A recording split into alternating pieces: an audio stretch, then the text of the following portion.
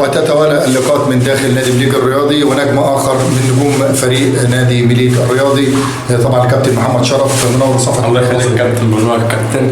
احنا الحمد لله السنه دي يعني عايزين نعمل حاجه كويسه في مليج، كلنا عناصر الشباب مع كابتن محمد القط والكابتن وليد الجناني طبعا والكابتن عبد الحميد الكابتن ابراهيم. برضه الناس هنا على قد ما تقدر بتحاول انها توفر على قد ما تقدر امكانيات. طبعا احنا عارفين الامكانيات في الدرجه الرابعه الامكانيات بتبقى ضعيفه، يعني ما فيش فلوس طبعا، لكن الناس مشكورين بيحاولوا يوفروا اي حاجه قطهم اللعيبه عايزاه، بيحاولوا يساعدونا.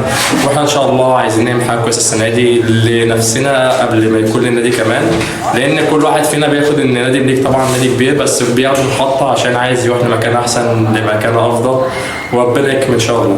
اكيد نجم زي محمد شرف اكيد بيبقى له لاعب كده في الدوري المصري عينه عليه، عايز يبقى مثلا انت رقم، عرفت ان انت بتلعب رقم 6 ديفندر، المدير الفني بيشكر فيك وطبعا الجهاز الفني، طموحك او مثلا اعلى في الدوري المصري الاول؟ مثلا اعلى في الدوري المصري طبعا حاليا مروان عطيه، السهل البسيط قوي بيسهل على نفسه الدنيا خالص، يقطع يسلم.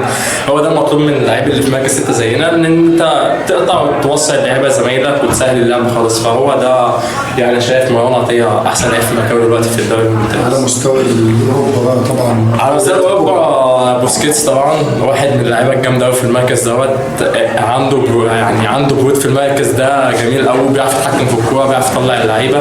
فان شاء الله الواحد بيتمنى ان يوصل لمكانه كويسه، لان احنا بنلعب كوره عشان احنا بنحب الكوره مش عشان الفلوس بس.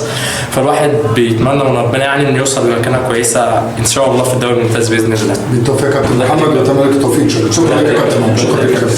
شكرا لقاءنا مع احد نجوم فريق مليج طبعا ان شاء الله يخوض لدوري القسم الرابع هذا الموسم باذن الله. محمد شرف طبعا نجمنا الكبير الكابتن مصطفى شرف اللي بنوجه له تحيه من خلال صفحه وكالات مظالم، طبعا احد اباطره التدريب لحراس المرمى. تحياتنا طبعا لكابتن مصطفى شرف اللي هو مدرب حراس المرمى بنادي مليج، كل التحيه والتوفيق ان شاء الله. يعني لم يحالفنا الحظ النهارده انه يكون موجود معانا، لكن كان معانا نجله طبعا الكابتن محمد شرف اللي بنتمنى له التوفيق باذن الله. انتظرونا ايضا لقاء اخرى عبر صفحه وكالات مظالم.